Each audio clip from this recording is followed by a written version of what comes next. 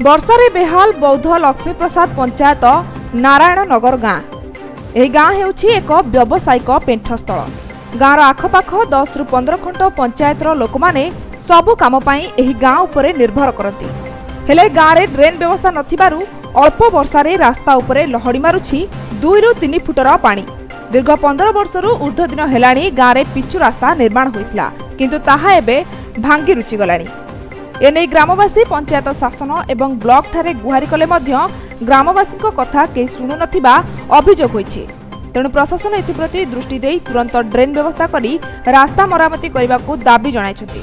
बौद्धरू नवकिशोर मेहरଙ୍କ report, Shree News plus.